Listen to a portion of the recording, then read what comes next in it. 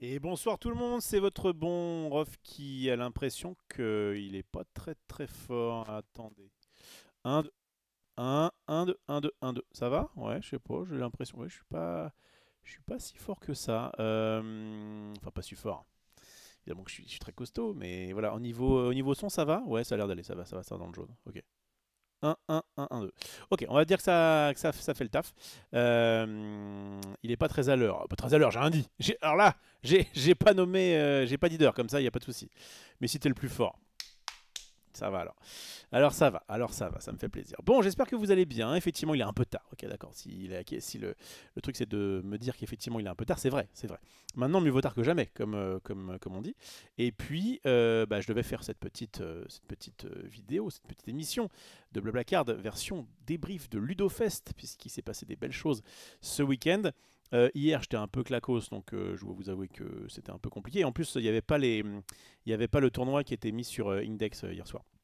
Donc on va faire ça aujourd'hui. En gros, programme rapide. Voilà, je ne vais pas faire une longue émission, vraiment. Ça va être petit débrief de mon avant-première à Play-in sur Magic Cross Final Fantasy.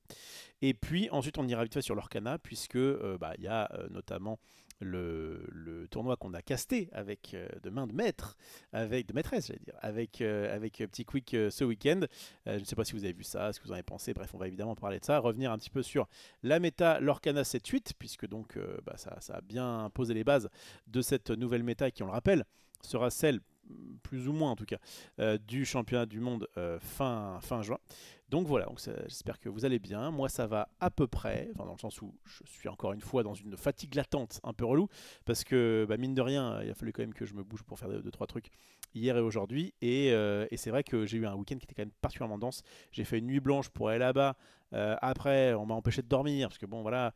Et ensuite, rebelote le dimanche plus des heures de route d'affilée. Bref, voilà, je suis vieux maintenant, il me faut un petit peu de temps pour m'en remettre.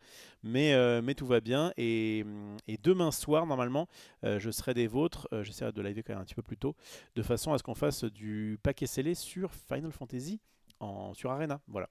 Donc aujourd'hui, petit débrief rapide de la paix, petit débrief du Ludofest, et ensuite on ira se coucher. Voilà le programme. Donc je vais essayer de faire une émission de 1 heure et demie max. Voilà, ceux qui voient ça sur YouTube, vous pouvez bah, du coup directement voir si je me suis fourvoyé ou pas. Mais voilà, je le sens plutôt bien. Ça me va en fait de faire des émissions un peu plus courtes, un peu plus rythmé, de peut-être pas un petit peu moins passer le temps sur le chat, même si évidemment je vous adore, hein, évidemment que je passerai vous voir. Mais voilà, en ayant des petits sujets comme ça un peu plus courts, quitte à faire éventuellement plus d'émissions dans la semaine. Bon, ça c'est. On n'est pas là encore. Mais déjà voilà, bon, hier c'était un peu particulier.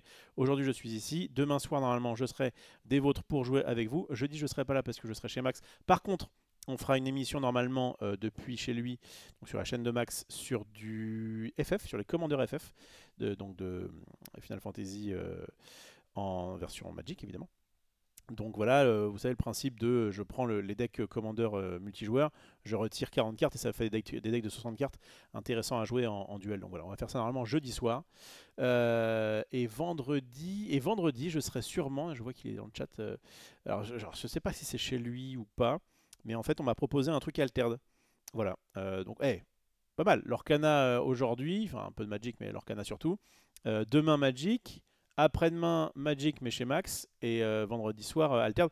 Donc ça se passe je sais pas trop où, avec je sais pas trop qui, mais à la base le vendredi soir, je fais mon petit tournoi euh, de, comment ça s'appelle, d'Alterd avec donc chez Atmos là dans la boutique parisienne. Et puis on va dire ah non, en fait on a ce truc là, est-ce que ça t'intéresse? Bon, a priori ça va, et sachant qu'en plus l'après-midi je serai moi en train de faire du Magic, puisque je ferai du Wajik avec mon pote avec qui je fais ça à peu près une fois par mois. Bref, on mange du carton et c'est ce qu'on aime.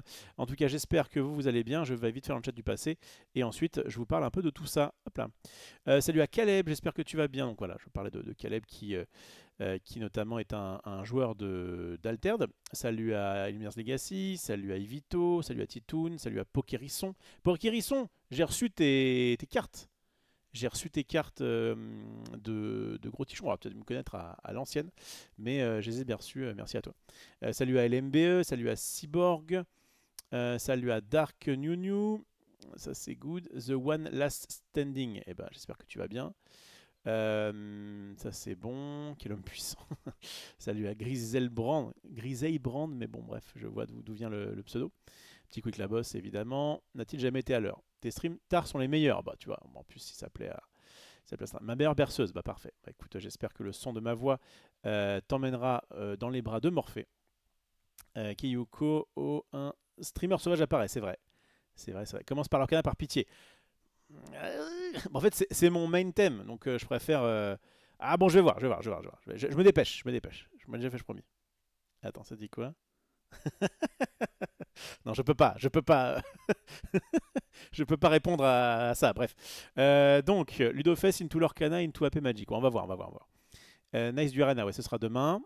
On t'a proposé la chess clock. Oui, oui, ben justement, je crois que ça va être il y a une histoire de... Attends, qu'est-ce qu'il m'a dit exactement, Marco? Il m'a dit quoi? Il m'a dit... J'espère que tu termines ce week-end, ça va, tranquillement. Ce vendredi soir à 19h, il y a un tournoi qui s'organise sur le plateau de Kadigir avec 8 joueurs joueuses de Teams. Ok. Une des idées serait de playtester de jouer avec des clocks. En plus, je vais me prendre une cloque. Alors qu'Alterde, je sais pas. Il y aura Caleb et Leland au cast normalement, parfait. J'y serai aussi, mais je pense que je m'occuperai des biomes pour la régie, je pense. Est-ce que tu seras intéressé pour y participer? Je lui ai demandé où c'était. Il m'a dit que c'était à Colombe, mais du coup, bon, on s'en fout, c'est logistique. Mais bref, comme moi, j'ai mon Wajik à la base dans Paris, il faut que je revienne sur le Valois, qu'après je retourne là-bas. Mais ça devrait se faire. Ça devrait se faire s'il tolère le fait que j'arrive pas à 19h pile, normalement, ça devrait le faire. Donc voilà, salut à. Il y a qui d'autre? Salut à Aegon, salut à Parlorage. Ça c'est good, rien pour les gros tichons, j'ai pas eu le temps de les faire signer quand tu jouais à RA. Ah ouais, bah. Quand tu joues, toi t'as joué à RA, ok d'accord. Bah, alors si jamais il y a des gens qui étaient là, qui étaient donc au Ludofest et qui ont joué à RA, n'hésitez pas à me dire ce que vous en avez pensé. J'ai eu de plutôt bons retours, c'est vraiment cool, on est sur la V3 et je sais que Marco a pas mal joué, il faut qu'on se capte, t'as pas mal de choses à me dire visiblement pour qu'on puisse encore améliorer le bail. Et si vous êtes sur YouTube et que vous étiez donc là-bas et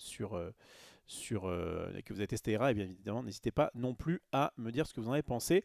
D'ailleurs, pas plus tard que ce dimanche-là, si jamais vous êtes parisien, enfin vous êtes dans la région parisienne, si vous êtes très motivé, sachez que je serai le dimanche après-midi à Atmos, donc la boutique de Maxi pour pouvoir. Pourquoi j'ai plus l'affiche? Ah, il a mis sur. Ah, il a peut-être pas mis sur X. Sad. Sad Life. Ça aurait été bien sur X. Faut que j'aille la chercher sur. Ouais. Attendez. Faut que je me le mette. Il faut que je me le mette quelque part, ça. Il nous a montré des cartes Riftbound, donc il faut que je parle de Riftbound. J'ai un viewer qui m'a contacté et qui m'a envoyé pas mal de news. Je crois qu'il y a les règles complètes. Donc un jour on se fera ça. Vous savez, bon, c'est peut-être pas ce que vous préférez tous, mais j'aime bien me taper toutes les règles. En plus, là, avec ChatGPT, je pense qu'il y a moyen qu'ils nous traduisent ça proprement. Et donc voilà, on va se faire les règles de Riftbound, ça va être intéressant. Je rappelle que c'est le jeu de LoL, est-ce que ça sort en octobre en anglais, mais distribué par Asmodee France. Bon, Atmos Arena, est-ce que c'est peut-être directement sur le truc d'Atmos où il y a ça? Bourse d'échange, non. Ouais, voilà. Bon, bah, ça doit être sûr. Bon, tant pis, écoutez, je vous le dis comme ça. Il y avait une affiche, mais attendez, je regarde vite fait sur Insta. Si c'est pas sur Insta, euh, je, je give up. Mais donc, hop là, Atmos Arena. Hop, alors, il y a qui là? Oui, parfait. Attends, je vais suivre la boutique. Je la suivais pas. Pour Instagram, je suis pas très, très assidu. Donc, tac. Voilà. Si jamais vous voulez tester le futur des TCG.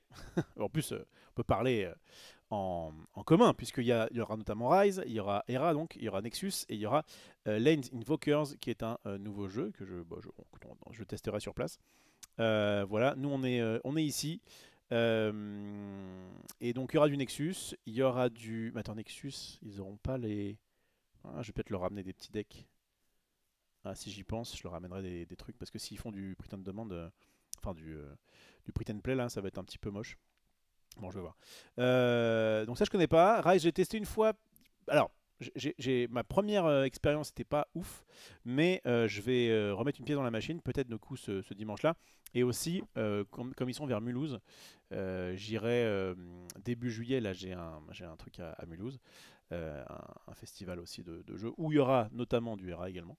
Et donc ils m'ont invité dans leur showroom, donc si jamais j'ai de la bande passante, si jamais je peux y aller, j'irai voir parce que là-bas en plus il y aura le créateur du jeu, François je crois qu'il s'appelle. Bref, ça va être forcément intéressant, ces petits, on va dire, side TCG émergents. C'est bien si on se tire un peu tous vers le haut. En tout cas, ce principe de dire, on vient le dimanche après-midi et on fait découvrir à plein de nouvelles personnes nos TCG, nos nouveaux TCG, quoi, petits TCG émergents. Aucun n'a la puissance d'un Lorcana, même d'un Alterne, etc. Mais je trouve que c'est cool, hein, puis ça permet d'avoir des gameplays un peu différents. Voilà, hop là, je reviens sur mon chat du passé, donc ça c'est le dimanche.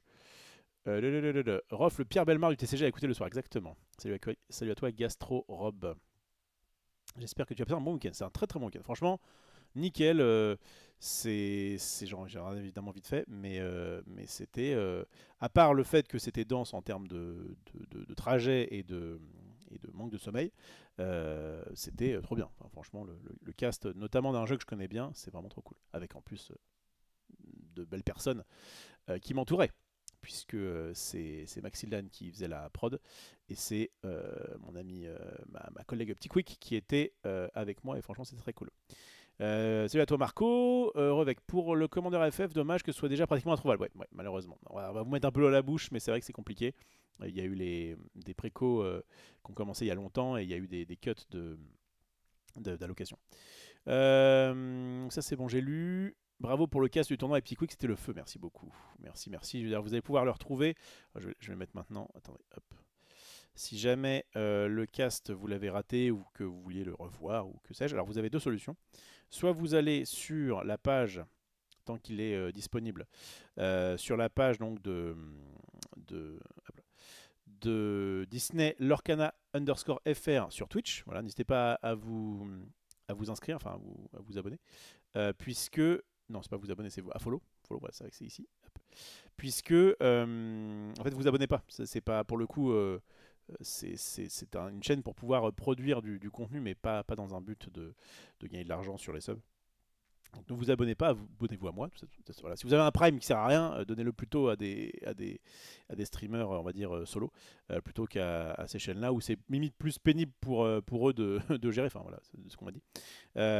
Donc ouais, n'hésitez pas en tout cas à suivre cette chaîne. On est bientôt 2K, ça c'est cool, puisque on est en train de, voilà, c'est pour parler pour notamment le cast des championnats du monde qui auront lieu dans 15 jours. À peu près, ouais, 15, ouais, un peu plus. Et donc voilà, donc ce sera sur cette chaîne-là, donc n'hésitez pas. Et alors si jamais vous voulez voir, donc vous pouvez voir éventuellement en replay ici, mais si vous êtes plus habitué à YouTube, ce qui est normal, eh bien sachez que elle s'est bougé les fesses, hein, et pas que samedi soir, puisque elle m'a dit on régale la commu, j'ai fait ce replay ma priorité numéro 1 ce matin, et effectivement, hop là, regardez comme on est beau, eh, on est pas mal, hein. On est pas mal. C'est mais c'est regarder ensemble dans la même direction, paraît-il. Et donc voilà, Tournoi de Fest 300 joueurs, la ligne de Jafar jour 1, qui est donc déjà en ligne. Et ça c'est cool depuis 7 heures, hein, depuis cet après-midi. Donc n'hésitez pas à voir ça, c'est sur la chaîne Ravensburger France TCG. Cliquez dessus. Voilà. Pareil, n'hésitez pas à la follow. Il y avait des replays d'autres. Tout a commencé là. Il y avait des replays d'autres TCG, enfin d'autres casts, dont d'ailleurs le scellé qu'on a fait au 7-7, qui était sympa, qui était un petit scellé influenceur, quoi. Et donc là, on a le tournoi 300 joueurs qui est déjà dispo. C'est le jour 1. Je pense que le jour 2 sera mis dans la semaine. Mais au moins c'est très cool, effectivement. Elle a bien taffé. Je sais pas si elle est encore là ou si elle s'est endormie. Mais en tout cas, gros GG à elle, parce qu'elle a fait un petit peu de montage pour justement couper les bouts qui étaient. Enfin, les pauses qu'on faisait entre les rondes. Donc ça, c'est bueno. Hop là. Je reviens ici. Salut à toi, Michael. Rof, pour un retour en détail de Hera, on peut te l'adresser où? Alors, si tu veux effectivement faire un gros retour, n'hésite pas à passer sur mes réseaux, soit X, soit Instagram. Et si jamais tu as ni l'un ni l'autre, eh bien, n'hésite pas à éventuellement sur la vidéo de commentaires enfin, sur la vidéo YouTube de cette vidéo-là, donc, ce que je suis en train de filmer, quoi. Et bien, voilà. Mais bon, dans l'ordre, X, puis Insta, puis éventuellement YouTube. YouTube, au moment, ça permet à tout le monde de pouvoir éventuellement communiquer. Je lis tous les messages, donc n'hésitez pas. Vous comptez poster la phase 3 du tournoi quel jour exactement, histoire qu'on sache. Alors ça, j'en sais rien. Ah bah, le jour 2 arrive demain, nous dit Petit Quick dans le futur du chat du passé. Bref. J'ai entendu très bon retour sur RA de joueurs d'Alterd. Ça, c'est cool. Ça, c'est très cool. C'est très cool parce que vraiment, on essaye de faire un mix. Donc, déjà, il y avait ce cahier des charges qui n'était pas forcément évident, à savoir un TCG sur le foot qui tient la route, quoi, et pas juste des stats qu'on compare. Et le fait qu'on voulait aucun marqueur. Je sais qu'il y a un joueur qui nous a dit ah mais du coup est-ce qu'on peut pas avoir des marqueurs pour faire ci. On a dit non, le but c'était de venir, tu viens avec tes 45 cartes, 5 cartes de base, 40 cartes dans ton deck. Maintenant on a fait comme ça, je pense que c'est bien comme ça. On va mettre les cartes en 2 exemplaires maximum, ce qui va permettre d'avoir des decks un peu plus, on va dire, même si tu mets tout en playset, bah, tu auras quand même pas mal de diversité, plus que finalement dans Altered où c'est 3 fois pour 40 cartes.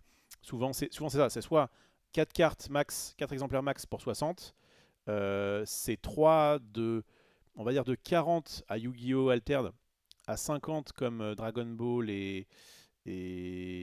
Attends, Star Wars c'est 3 aussi, hein. Star Wars c'est 3 et 50 je crois. Je crois que Dragon Ball c'est 4 et 50. Et One Piece aussi il me semble.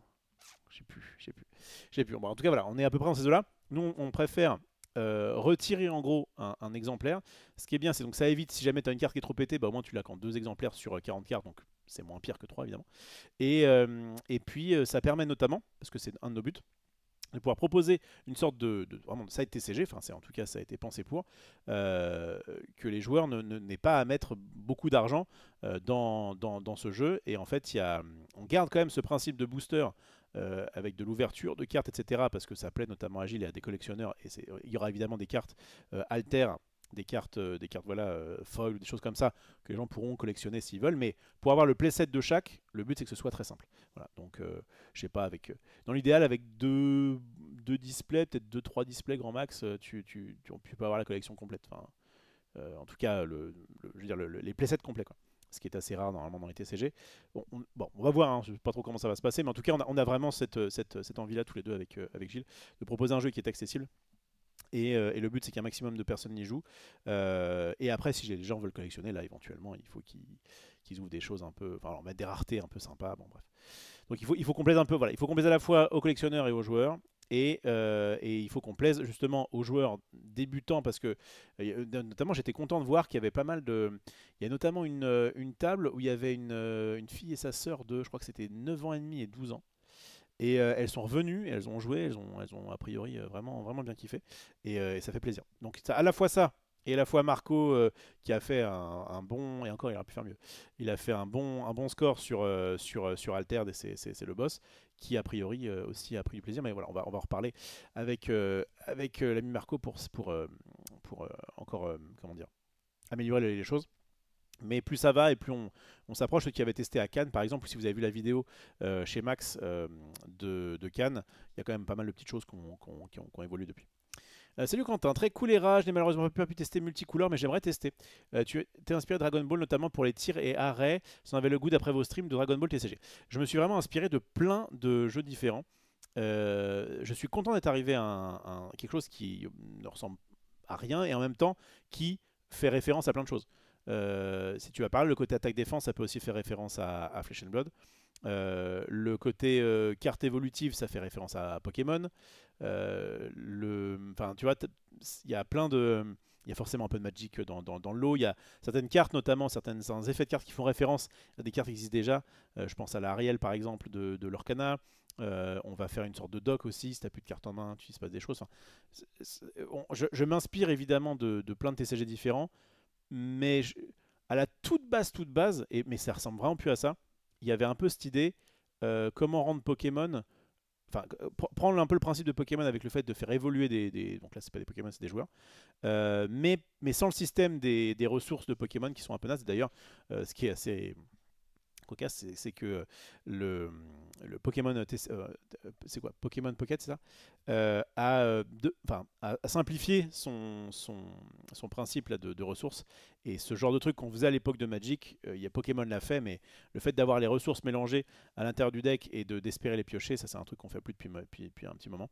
Et donc il y avait un peu ça, mais ça c'est quand même beaucoup. Enfin, ça ressemble plus à quelque chose qui existe et ça c'est cool. Ton instant des rats à la Japan Expo par hasard, j'aimerais bien tester là-bas. Non, malheureusement, la petite beauté, désolé.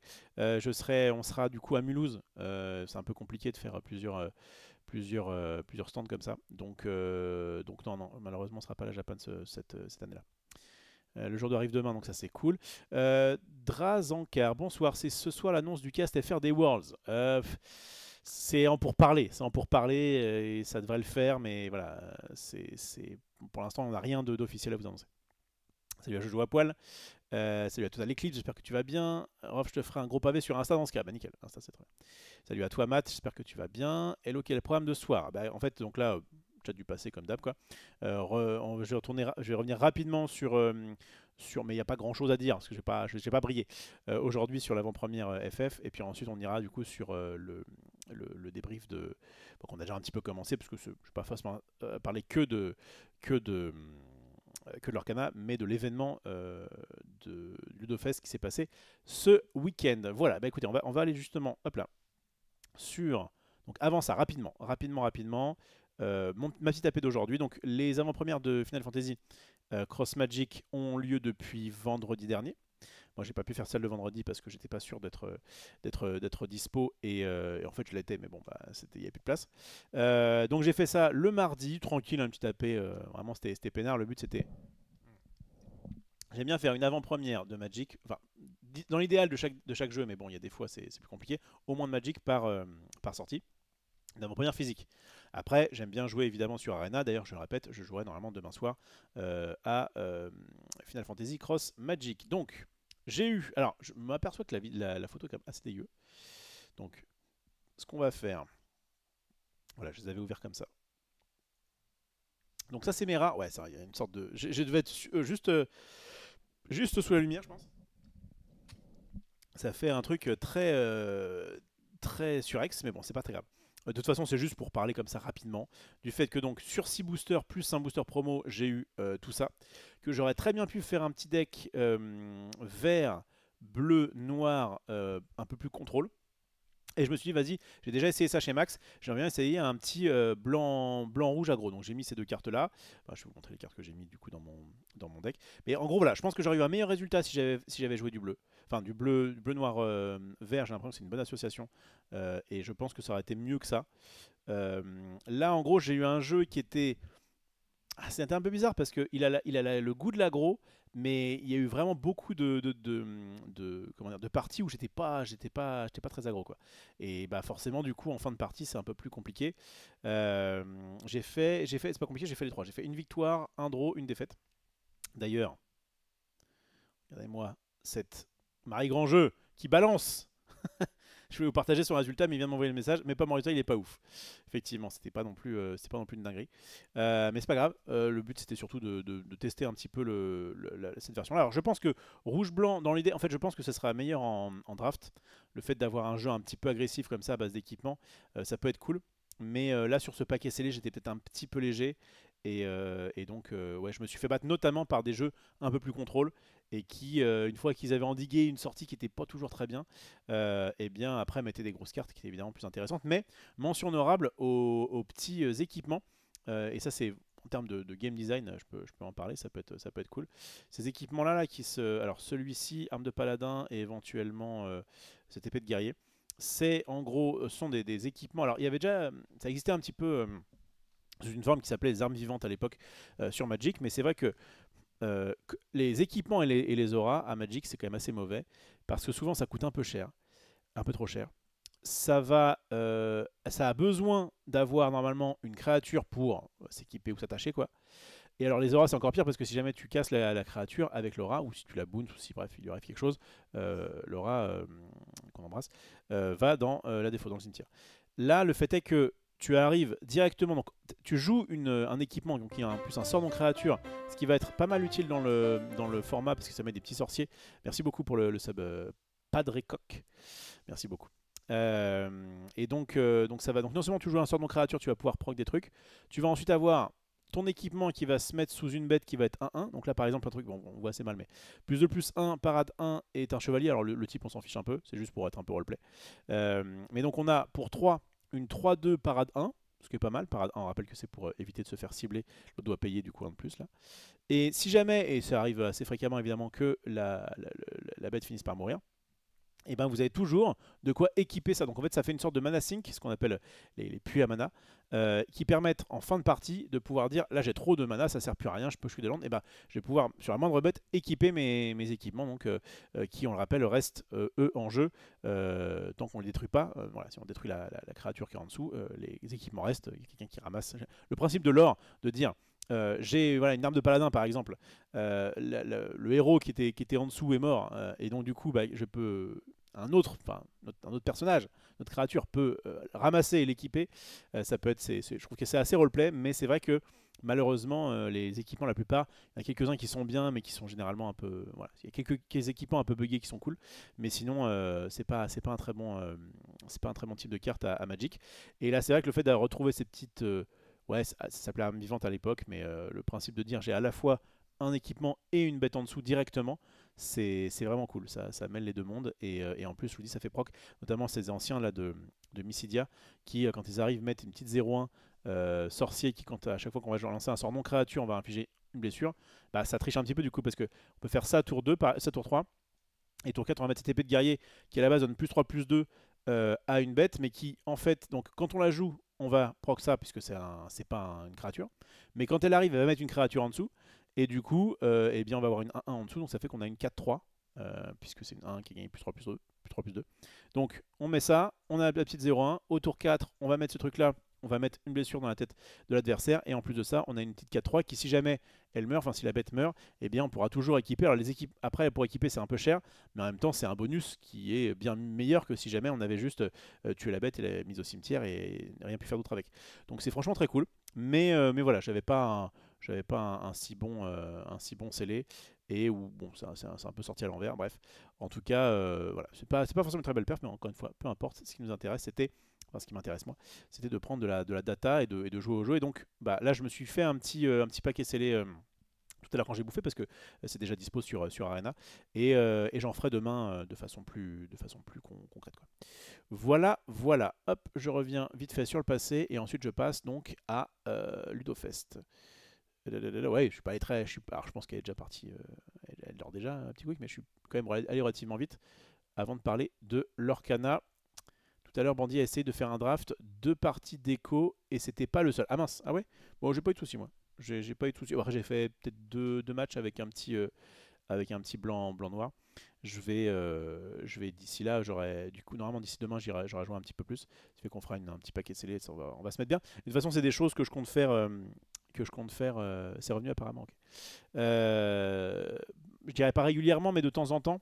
Je pense que je vais faire un peu de paquet scellé ou de draft sur FF, puisque bah déjà, je pense que ça peut être sympa de montrer ça aux gens. Et en plus, il y a le Master TCG qui aura lieu donc fin juillet, où du coup il y aura du paquet scellé Final Fantasy. Donc pour m'entraîner c'est parfait, c'est ce que j'avais fait l'année dernière sur Bloomborough et ça m'avait vraiment fait mon été.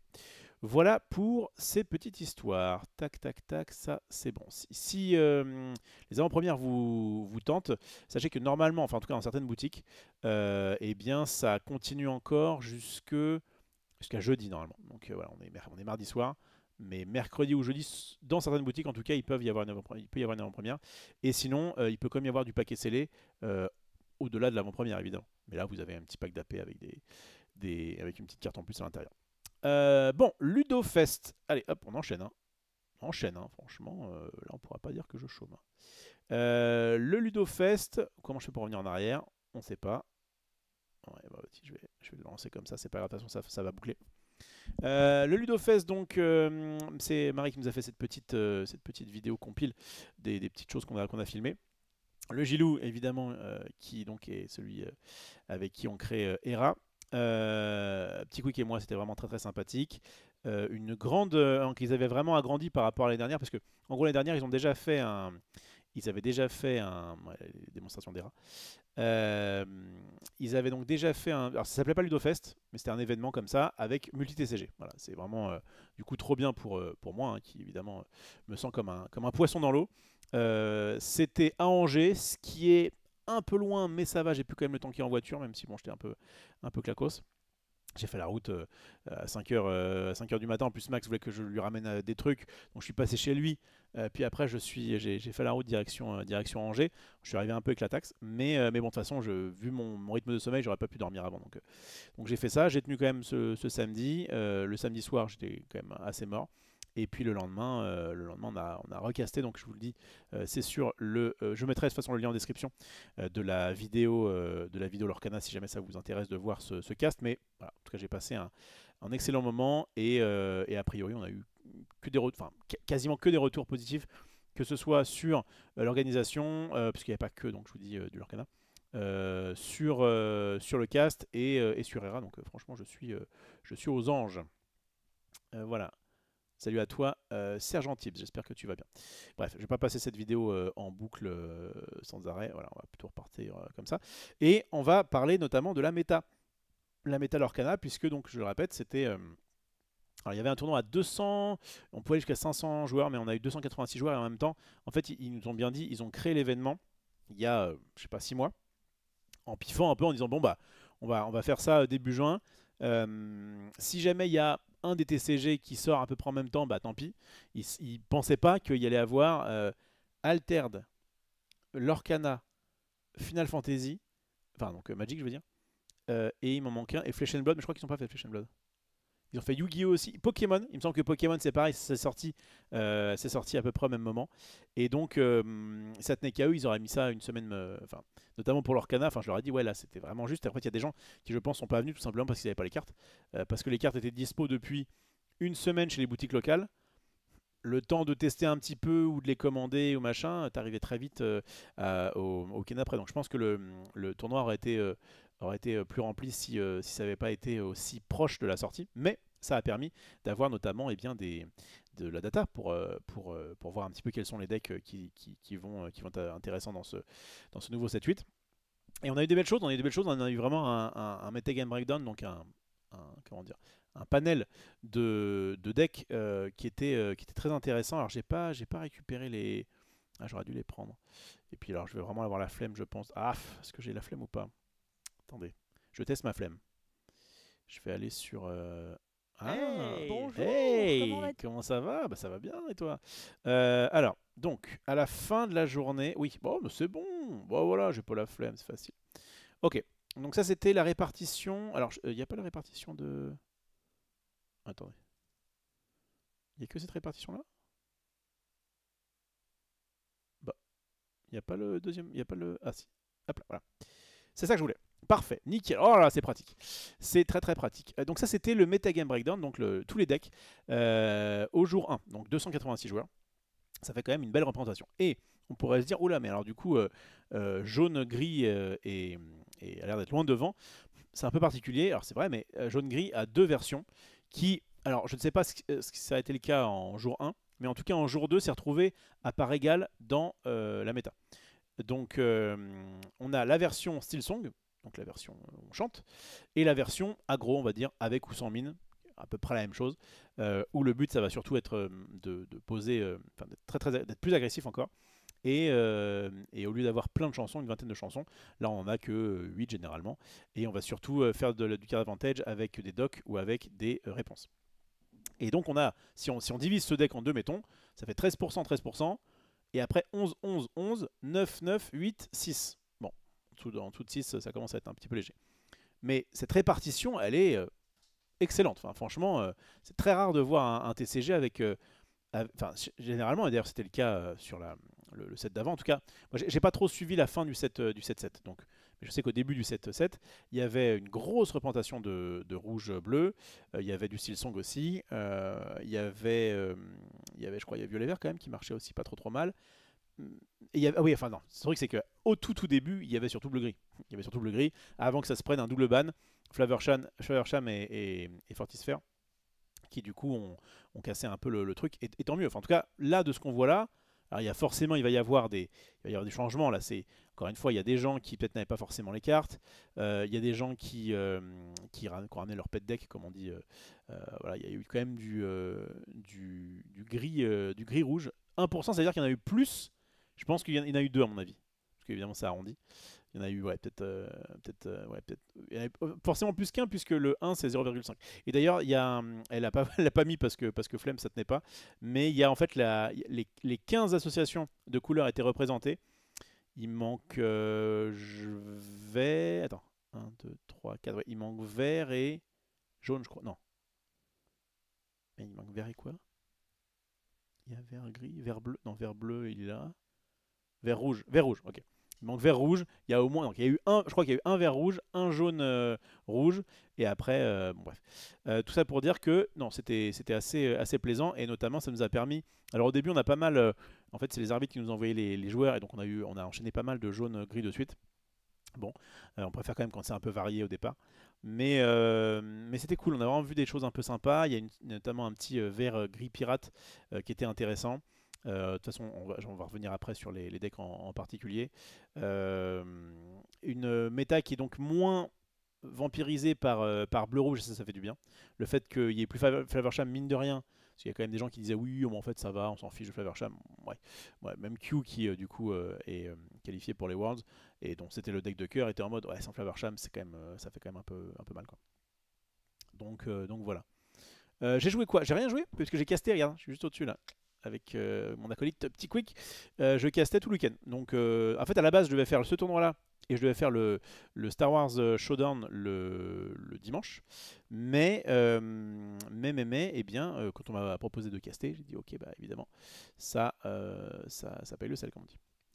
On aurait aimé davantage au tournoi Pokémon, ma victoire aurait été plus gratifiante. Ah, t'as gagné? Vous étiez combien au tournoi Pokémon? Franchement, il y a plein de bicolorités différentes, ça fait plaisir. Donc, clairement, la méta était vraiment très diversifiée, ça c'est cool. Donc je ne sais pas le temps que ça se réimbrique un petit peu, mais en tout cas, il n'y a pas dès le départ, ah ce deck là il est trop fort, machin, et ça c'est vrai que ça peut être un petit peu pénible. Donc, hop là, on va avoir ici, donc sur index.com, hein, vous allez avoir les différents tournois, dont donc celui de 286 joueurs. Alors ça pourrait être peut-être intéressant aussi de regarder, là on voit un DK's Tournament, voilà. Ça peut être intéressant de voir aussi ce gros tournoi aux US. Alors qu'il y en a 5K, les mecs ils mettent des thunes. Mais bon, on va vite fait quand même passer là-dessus. Hop. Ça fait pas comme le gris bleu du 7-7, exactement. Tout à fait. Donc, celui qui a gagné, c'était un violet-vert qui a joué contre un autre violet-vert. Donc, Q et son acolyte, même si il y a eu un petit...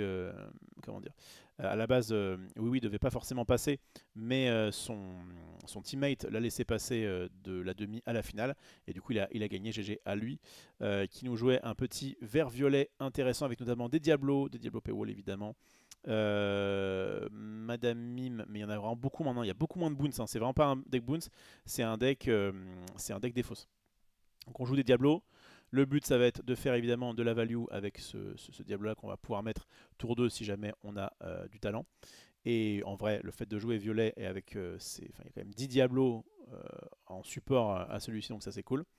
Ça demande du coup de mettre des chansons, mais en fait on va se baser sur le côté discard, avec notamment ce Prince Jean qui a fait les fesses, si je peux me permettre, à violet-bleu. C'était quoi? C'était en demi-finale. En demi-finale, on a vu que vraiment c'était compliqué pour violet-bleu parce que un Prince Jean c'est très très difficile à gérer et ça permet donc à chaque carte qui est défaussée de faire.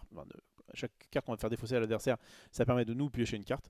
Donc c'est assez puissant. Les génies qui font le taf. Iago qui était la bonne grosse bête. La petite belle en one-off qui fait aussi plaisir. Et on a cette association entre Pull the Lever et Wrong Lever, donc en français, abaisse le levier et passe le levier là, qui permet donc ici soit de piocher deux, soit chaque adversaire défausse une carte. Donc encore une fois avec Prince Jean ça fait le taf. Et ce levier est vraiment cool. Donc pas ce levier là. Permet soit de bouncer, donc de renvoyer en main un perso adverse ou le sien, souvent c'est plutôt un perso adverse, soit on peut bannir, entre guillemets, enfin on peut mettre en dessous de notre deck cette carte là, donc la carte qui est juste avant. ça se suit quoi. Et ça permet de pouvoir gérer n'importe quoi. Et ça c'est vraiment très très bien. Donc il y en a qui aiment bien, enfin même notamment un certain Dinou qui est un gros joueur belge qui a parlé un peu avec Q en disant qu'il n'était pas spécialement fan de l'association. Mais en vrai ça a fait quand même le taf. Ça permet, c'est assez versatile quoi. Ça permet soit de piocher, soit de défausser, notamment s'il y a Prince Jean. Et ça qui permet de gérer en fait une fois que tu vas mettre une carte Pulse de Lever en dessous de ton deck, de gérer n'importe quel perso et de le mettre bottom, c'est vraiment très bien. Je trouve ça vraiment très très bien et j'aimerais bien tester ça. Bon, ça c'était un petit one-off qui est pas forcément indispensable. Et cette liste-là, donc on va la retrouver un petit peu puisque de toute façon ils ont testé pas mal ensemble. Ils ont une version relativement similaire. Ouais, il y a peut-être un Diablo contre un Diablo ici. Des ticks, je pense que moi j'aime bien tick. Le fait d'avoir une petite 3-2 qui vient du 7-8 et qui permet de défausser quand elle arrive. Ancrable, petite 3-2 pour 4. Donc ce qui offre très très bien avec Prince Jean tour 3. Ça c'est vraiment cool. Donc voilà, le petit Yago qui marche bien aussi avec le Peter Pan qui va filer charge à nos cartes évasives. Euh, Franchement, c'est un deck que j'aurais clairement pu jouer avec grand plaisir. J'ai pas eu l'occasion de jouer la version Diablo et Discard de ce deck vert-violet, mais en tout cas, c'est vraiment un deck qui est assez sympa et qui est un peu moins pénible, je trouve, que les gris verts qui sont encore plus orientés discard. Il y a de la discard, certes. Je trouve que ça va à peu près. Par rapport à du jaune-vert ou à du vert-gris, je crois que c'est un peu moins quand même orienté full discard. Il n'y a pas les Ursula, il n'y a pas les Ursula T3, Prince Jean T4, Sudden Chill sur Ursula, enfin chanté par Ursula. Ou bien en jaune, on a l'action pour 4 qui fait défausser 2. Ouh, là, c'est un petit peu pénible. Mais bon, voilà, en tout cas, ça a bien fonctionné puisque ça a fait top 1 et top 2. Je l'ai fait dans le chat du passé parce que je vois qu'il y a des messages qui ont pop. Alors, j'en étais où? Ok, ça c'est bon.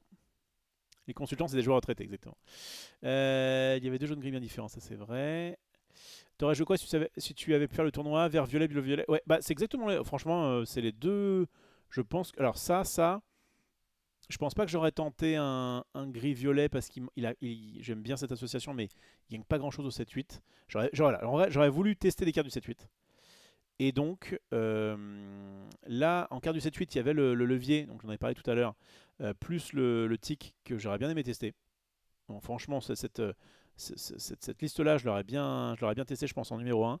Et en numéro 2, bleu-violet, que j'aimerais bien tester aussi, et qui a l'avantage d'avoir récupéré notamment Monstro. Bah, de toute façon, on va y aller. On va y aller. Puisque juste avant ça, hop, voilà, au top 4, il y a eu donc, ce bleu-violet qui était cool. Donc il a testé les Royal Guards, qui étaient pas mal, il paraît. Donc c'est une 1-2 pour 1. Je vais mettre en référence, je vais pas mettre en référence, c'est chiant. C'est une 1-2 pour 1 qui en fait va gagner offensif plus 1 à ton tour en fonction des cartes qu'on a piochées. Donc bah de base, comme on pioche une carte, c'est une 2-2, en tout cas de notre tour. Et ensuite, ça peut très vite devenir bien plus gros, puisqu'il y a pas mal de cartes qui permettent de piocher. Notamment, petite dédicace bien sûr, à la carte préférée de, comment il s'appelle, Solsdi, qui a joué 4 Finder Keepers, donc qui trouve garde, je crois, en français, qui dit pour 5 une action qui dit juste piocher 3 cartes, donc évidemment ça fait des choses un petit peu bêtes avec le Royal Guard. Mais le principe évidemment ça va être de ramper tour 2. Alors tour 1 si possible de soit mettre Royal Guard, soit mettre une belle grâce à la glace à l'eau qui maintenant ne sert que à ça et à se faire récupérer par Tamatoa. Et évidemment il n'y a plus Flowersham. Mais de base les violets verts jouent pas trop Flowersham. Une boucle Boons qui est intéressante avec notamment évidemment les Madame Mime, enfin surtout que les Madame Mime. La Madame Mime à 2, elle a un peu perdu sa superbe. C'est avec le fait d'avoir 4-3 rush, c'est vraiment cool. Des Merlins, des Yago, des Génies, donc ça ressemble un petit peu aussi à l'autre deck. Mais voilà, des Scrooge McDuck pour pouvoir avoir le board, hein, une 5-5 pour 4 qui leur a 2, c'est quand même assez violent. Voilà, qu'est-ce qu'on a d'autre? 4 Hades pour pouvoir gérer, parce que c'est un peu difficile. Alors c'est vraiment devenu beaucoup plus simple par rapport à avant, hein, de gérer des cartes dans ces couleurs-là, mais à la base, c'est plus difficile. Le rouge va avoir ses bons persos pour pouvoir gérer, ou bien ses soyez prêts et compagnie. Le gris va avoir accès à tout ce qui est chanson qui met des dégâts. Le bleu et le vert, le bleu et le violet, c'est un peu compliqué. Donc on doit jouer des Hades qui remettent dans dans la zone d'encre. Qui sont non ancrables, qui coûtent 7, qui coûtent 3-6, qui leur a 2. Là-bas, c'est pas fou, mais ça permet dans ce deck, comme en plus on rampe, de vraiment faire le taf. Et Monstro qui vient aussi faire du mal, Elsa qui gère bien, la belle mine de rien. Enfin, voilà. Donc, vraiment, le deck, au fur et à mesure, parce que moi, j'entends parler depuis le 7-3 de ce deck, a gagné donc, en rampe et a gagné en gestion. Et c'est vraiment ce qu'il lui fallait. Mais bah, malheureusement, notamment contre Prince Jean, c'est quand même très très délicat, ou contre des versions peut-être très agressif, ça peut être un petit peu compliqué. Bon, je reviens sur le chat du passé du coup. Laisser gagner en top cut, c'est du match fixing, excusez-moi. J'ai pas de souci avec ça, en fait, à partir du moment où enfin, c'est comme les droits intentionnels. Il y en a qui trouvent ça pas bien. Moi, j'ai aucun. Enfin, encore une fois, je viens de différents TCG où ça posait pas de problème. Et donc, bah, je vois où peut être le souci pour certains. À partir du moment où en fait tu décides que, enfin, rien ne peut t'empêcher de concéder une game en fait. Donc dire, bah voilà, je concède mes 2 games, bien joué à toi, tu passes en finale et tu essaies de faire au mieux pour la team, je trouve pas que ce soit anti-sportif ou anti-jeu. Mais je peux comprendre que certains le trouvent. Voilà. Pour moi, j'ai pas de souci. Ça me rappelle, allez, j'étais au lycée, on regardait un petit peu la Formule 1. Lycée au collège, je sais plus. Et il y avait, je crois qu'il y avait Schumacher et Barrichello, il me semble, dans l'équipe Ferrari. Et en fait, à un moment donné, pour pouvoir aider Schumacher à être first ou je sais pas quoi, Barrichello avait laissé passer son compère. Alors je sais plus du coup s'il a eu une pénalité ou si c'était normal, mais pour moi ça me paraissait totalement logique en fait. T'es dans une équipe, tu as moyen d'aider un de tes coéquipiers en disant bah vas-y, c'est comme si tu es en train de jouer au foot et tu as ton pote qui, si jamais il marque encore un but, je parle au niveau, hein, il va, je sais pas, avoir de, de buts marqués. Bah, tu as le choix entre tirer ou faire une passe, tu lui fais une passe et s'il tire, tant mieux. Enfin, voilà, je vois un petit peu comme ça. Et le fait d'assister en tant qu'équipe, le fait de se souder et de dire bah voilà, parce que je crois que c'est quand même un peu moins frustrant que certains droits intentionnels où tu peux dire ah mais là si j'avais tout gagné, j'aurais pu passer, mais comme les mecs font trop machin.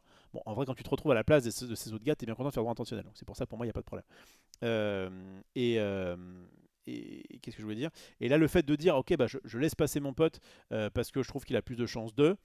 Bon, je l'avais déjà fait, moi, il y a longtemps, quand notamment on devait passer en. Je crois que c'était pour les régionales, je crois, je sais plus trop pourquoi c'était. Où en fait, je voyais que mon pote avait plus de chances de pouvoir l'emporter. Bah, vas-y, go, essaye de tout donner, quoi, pour le. Ouais, je sais pas, je trouve que c'est sympa de la part de celui qui concède. Et je trouve que c'est pas trop dérangeant. Mais je peux comprendre, il y en a qui se disent ah bah mais du coup ils sont arrangés machin. C'est je sais pas, moi j'ai pas trop de soucis avec ça. On en parlera peut-être dans le dans le LJD Show ce week-end. Moi je serai pas dans le alors non pas dans le LJD Show, dans le TCG Show. On va alors pour information, je vais essayer de reprendre un petit peu le TCG Show, c'est-à-dire que nous le dimanche chez Max on fait alors, ça va commencer à 14h maintenant, parce qu'à chaque fois on est en retard. Donc on va commencer à 14h avec le LJD Show. Donc c'est en gros c'est Marie qui pilote un petit peu l'émission et qui nous raconte un petit peu les différentes nouveautés, enfin ce qu'elle a fait en termes de jeux de société, les différentes nouveautés. Après on fait un jeu de sauce. Et après à 20h, donc normalement on aura le temps de bouffer maintenant. On aura le temps de bouffer et de commencer à 20h. On fera de 20h à 21h à peu près un TCG Show où je reviendrai sur toute l'actu TCG de la semaine quoi. En l'occurrence des 2 dernières semaines puisqu'on l'a pas fait ce week-end. Et ensuite on fera un TCG. Normalement ce week-end ce sera, on va sûrement jouer à la version de Jafar là, le vol au palais qu'on n'a pas encore testé.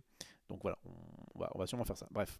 Toujours est-il que je ne suis pas donc dispo je ne serai pas dispo exceptionnellement l'après-midi puisque je serai à Alter pour pouvoir faire tester ERA. Mais sur le TCG Show, peut-être qu'on pourra parler de ça. On verra. On verra en tout cas si jamais vous avez des news concernant les TCG que vous aimez bien, et notamment que je ne traite pas, c'est-à-dire bon, l'Orcana ça va, Magic ça va, encore que. Bref, si vous voyez des news passer intéressantes, n'hésitez pas à m'envoyer vos. Je sais qu'il y a déjà des gens qui me font ça sur Altered et sur Riftbound, mais on va essayer de faire un. Voilà, vraiment de parler de plus de TCG, enfin, à chaque fois peut-être avec évidemment les TCG du moment, s'il y a des gros trucs, c'est intéressant. Mais je sais par exemple qu'il y a eu il y a un championnat de France normalement qui va se passer, je crois, à Yu-Gi-Oh bientôt. Ça, je sais pas quand c'est et je sais pas si c'est déjà passé et je sais pas quels ont été les résultats, mais voilà, à voir. ne serait-ce que 5 minutes pour pouvoir parler un petit peu de tous les TCG, c'est cool. C'est juste que j'ai pas forcément le temps de m'occuper de tout. Donc si jamais vous voulez qu'on parle de votre d'un TCG que vous aimez bien, n'hésitez pas à m'envoyer un petit message sur X ou sur Twitter. Olivier Rofelos. Donc ça c'est good.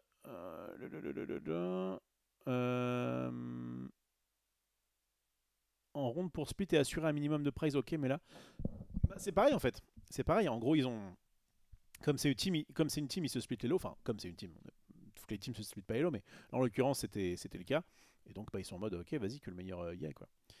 Bonsoir, question pour le chat. Si vous avez Back Nexus, devez-vous payer le prix plus les taxes? Le site me demande, je suis assujetti à TVA dans l'UE. Alors, ouais, normalement c'est ça. Hein. Tu peux pas empêcher un joueur de concéder game du moment qu'il n'y a pas de corruption ou qu'il dise qu'il a perdu après la fin d'une game, qu'il a emporté, c'est ok globalement. Tout à fait. Tout à fait. C'est chaud quand même, ça laisse passer les copains pour un meilleur match-up. Pour moi, c'est du match fixing. Mais je peux comprendre que ça embête un peu. Je connais pas la raison, peut-être qu'il y avait un à prendre. Non, non, en fait, alors il y avait deux raisons. Il y avait effectivement le côté il faut qu'il rentre plus tôt. Ça l'arrangeait d'entrer plus tôt. Et il y avait quand même le côté je pense que tu as un meilleur match-up contre celui qui va probablement aller en finale. Et donc vas-y. Et donc je peux comprendre que ce soit ah ouais, mais du coup, c'est pas très fair, machin. Ça se fait couramment, c'est difficile d'aller contre ça parce que tu peux pas empêcher quelqu'un de concéder. Moi, à partir du moment où tu peux pas empêcher quelque chose de faire tu peux pas empêcher quelque chose, quelqu'un de faire quelque chose, excusez-moi, autant être en mode ok, bah go, et juste bah, tout le monde peut faire ça, et si jamais tu as une team et que tu veux faire passer des gens, machin. Et en plus, c'est un risque, ça reste quand même un pari. Je veux dire, le gars va pas. Comment dire c'est pas parce que. Enfin, tu vas le tenter comme ça, mais si ça se trouve, tu vas battre le mec qui était pas censé être contre toi, et alors que du coup, tu auras peut-être perdu contre l'autre. Enfin bref, c'est un pari. Je crois que le mec, vraiment, il y avait deux trucs. Il y avait de toute façon, il faut que je me casse, j'ai ma femme qui m'attend. Et tu sais quoi, vas-y, il y a plus de chances que toi tu gagnes. Donc, bon, moi, en tout cas, voilà, je vois pas. Je peux voir où est le souci, mais pour moi, ça me dérange pas trop. Ouais, il dit qu'il y avait sa femme qui attendait, exactement. Ouais, c'est vrai, c'est vrai. Et tout dans la même team. Ouais, il y a quand même trois teams. C'est quoi déjà Force de l'Or, FTL, dans le top 4. Franchement, gros GG. Je regrette juste qu'ils fassent pas leur, du coup, leur tournoi au Vésinet comme c'était prévu le 22 juin. Mais bon, je crois qu'il y a eu des petits soucis en interne au niveau de leur gars. Vorage n'avait pas de l'info de qui gagnait l'autre match de top, vu que les matchs étaient en différé. Exactement. En plus. Alors, ça n'aurait pas changé, mais oui, en plus de ça. C'est vrai que ça aurait été plus... Si tu savais précisément qui jouait... Ouais, mais en même temps, c'est pareil. C'est un truc qui est toléré parce que en fait, tu peux pas trop empêcher ça. Quoi. Les deux mecs en finale. En gros, c'est deux mecs en demi qui sont de la même équipe. Le mec A va pour gagner et finalement, mais nous avait prévenu avant le cast. On leur avait dit, bah, de toute façon, on va pas vous interdire, hein, faites bien ce que vous voulez. Mais juste, bah, si jamais c'est le mec qui doit passer, qui gagne, bah, on dira rien et ça ira très bien. Hey, salut à toi Gaëtan, j'espère que tu vas bien. Merci pour le raid. Merci beaucoup à ceux qui viennent du live de Gaëtan. On est en train de parler évidemment du Ludofest avec notamment le tournoi Lorcana. Merci beaucoup. Donc, qu'est-ce que je disais donc oui, donc voilà, donc ces deux-là jouent en demi-finale. Finalement, c'est celui qui ne doit pas passer qui gagne, et donc bah, avant de gagner, il concède à son adversaire, qui quand même gagne la 2. En gros, le mec A gagne la 1, à la 2, il doit la gagner, il la concède. Ils font quand même la 3, et c'est le joueur B qui gagne, en jouant normalement. Enfin, il n'y a pas de raison. Donc bon. Voilà. Et ensuite, ce joueur-là est qualifié pour la finale, joue contre donc son teammate. Donc finalement, il joue contre... Enfin, ça, entre guillemets, ça ne servait à rien, parce que de toute façon, c'était une finale qui était de la team, quoi. Et c'est lui qui finira par gagner, et par, je crois qu'il met 2-0 ou 2-1. En tout cas, il gagne contre Q. Je crois qu'il prend 2-0 Q. Hein. Et donc c'était quand même intéressant. En fait, moi, ce qui m'a plu, c'est qu'on ça a permis de voir effectivement un vert violet contre un violet bleu en demi-finale. Et on a mis une finale de miroir.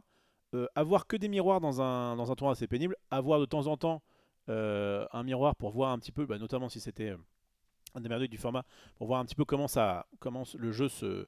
Qu'est-ce que tu as envie de voir contre justement le deck miroir et qu'est-ce qui fait que... Bah, je trouve que c'était quand même intéressant. On a eu des bonnes games à casser. Je rappelle que donc c'est sur la chaîne de Ravensburger France TCG sur YouTube et que... Hop là, je vais remettre ça vite fait. Ce sera en description de ma vidéo si ça vous plaît et que le jour 2 doit arriver normalement demain selon la personne qui s'en occupe et que j'embrasse au passage. Quel était le deck le plus favorisé si le mec n'était pas de la team passée? Bah celui qui justement est passé. Enfin, c'est... Ah oui, pardon, tu veux peut-être que j'arrête de parler en mode général, mais en mode quel deck? Donc le deck que le mec jouait, c'était donc celui qui aurait pu passer en finale, celui qui n'était pas dans la team parmi les 4 en demi, c'est le violet-bleu. Et a priori, il avait un pire match-up contre violet-vert. Et en vrai, c'est ce qu'on a vu en demi-finale. Donc, parce que ça, c'est, il a quand même pris un violet-vert de base en demi. Alors que violet-bleu contre rouge-bleu, donc le joueur qui aura dû gagner sa demi jouait rouge-bleu, ça aurait peut-être été plus compliqué pour rouge-bleu, effectivement. Parce que tu as moyen de faire du card avantage, tu as moyen de... J'ai l'impression qu'effectivement, violet-vert, notamment avec ses princes-gens, sa défausse et compagnie, est peut-être plus adapté pour prendre un violet bleu. Alors que, pour prendre un... Pardon, excusez-moi, il y a beaucoup de... en plus, il commence à être un peu tard. Bref, bleu-rouge a, je pense, un moins bon match-up contre violet-vert actuellement. Non. Mais non, puisqu'il jouait violet... Bon, on va finir là-dessus. Je réessaye une dernière fois, d'accord?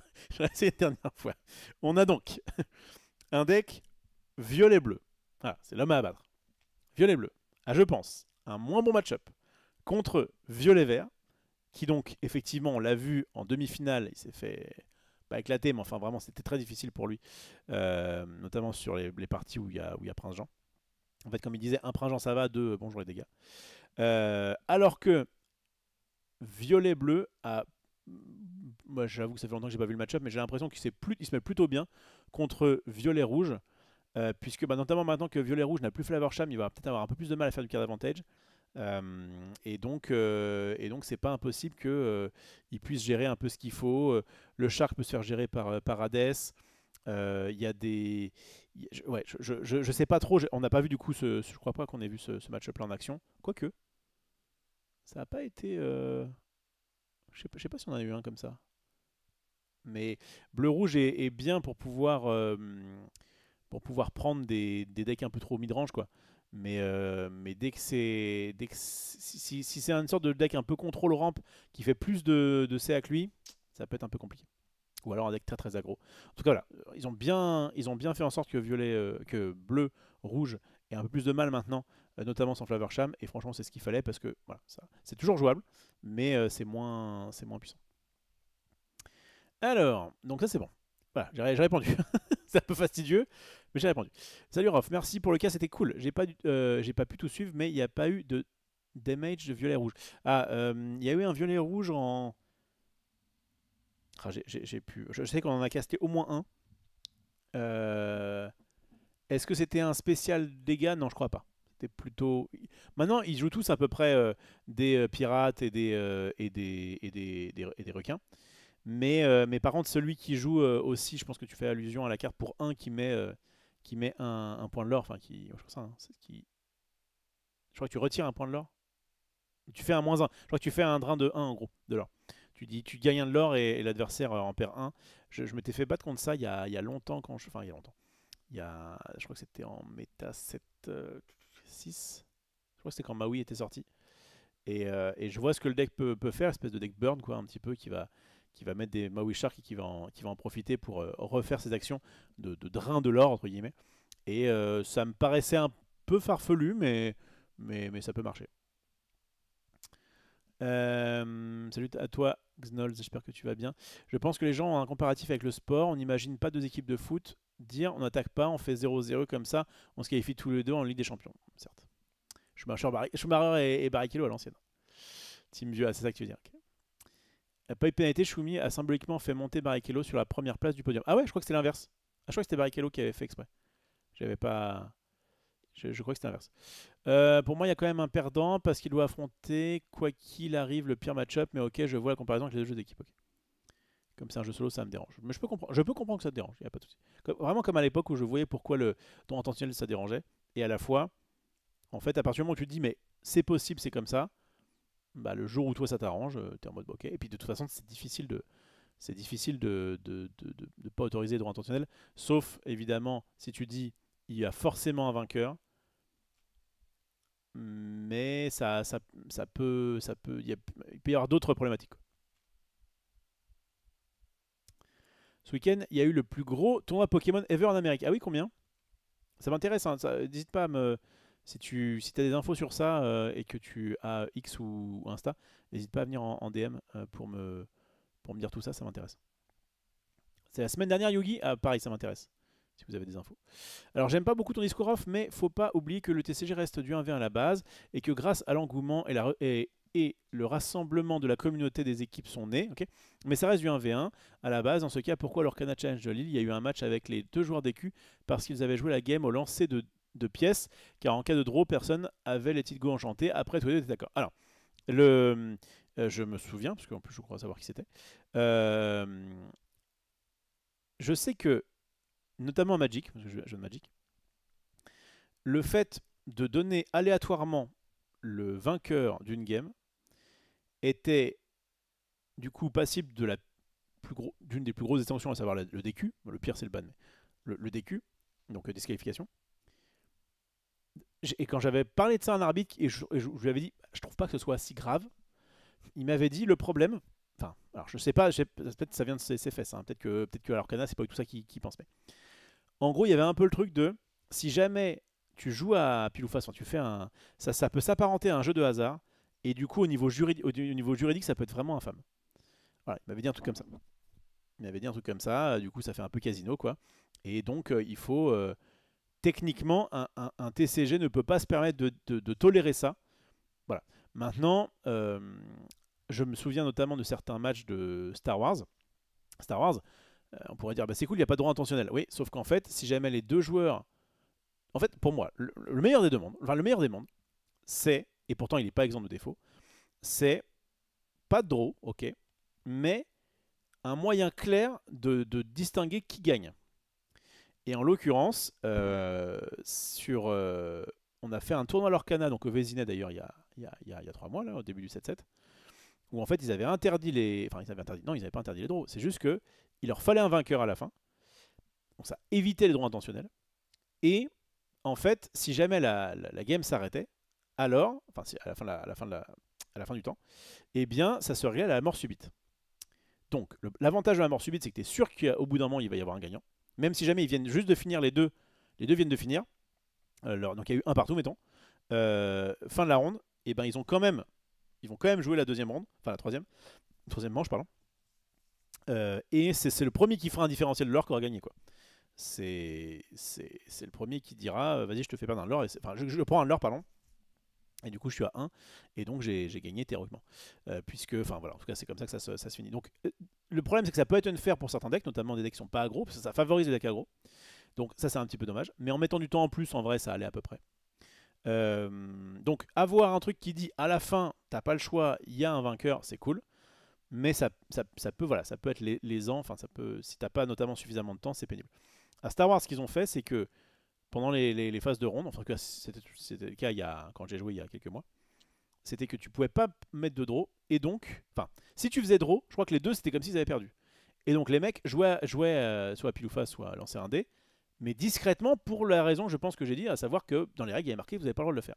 Mais ça se faisait et tout le monde le faisait. Enfin, et c'était con de pas le faire en fait, parce que pour le coup c'est trop bête de dire que les deux vont prendre 0 et c'est un peu ce qui se passe à l'Orcana en BO2 quand il y en a un qui, mettons qu'il y a 1-0 pour un gars dans la ronde et le deuxième match se finit pas, techniquement et donc là les deux joueurs peuvent éventuellement concéder à l'autre, mais s'ils veulent pas, bah, il y a 1-0 et du coup il y en a un qui gagne 3 points, l'autre 0 points.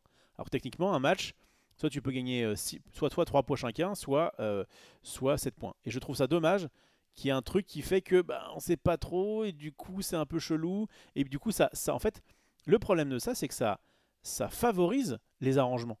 Bon bah écoute, je te fais gagner, mais si jamais tu gagnes, alors dans ce cas-là tu me passes une partie de tes lots. Techniquement t'as pas le droit, encore une fois, mais c'est un peu, je dis pas que c'est dommage parce que c'est bien de pas s'arranger sur les lots, et à la fois le système devrait être mieux fait pour qu'en fait il y ait forcément, il y ait pas, c'est ce qui se passe à Yu-Gi-Oh en vrai pour le coup Yu-Gi-Oh fait pas trop mal les choses à ce niveau-là. Il y a aussi une question de Morsibit où tu te dis il faut un gagnant.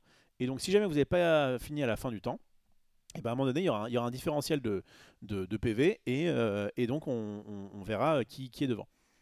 Alors, ça peut créer aussi d'autres situations où peut-être que les gens, mais ça arrive quand même très peu, où les gens n'arrivent pas à se faire baisser ou gagner des points de vie ou machin, mais bon, ou prennent du temps à le faire, donc ça peut des fois rallonger un petit peu les ronds, plutôt que de dire juste il y a match nul et basta.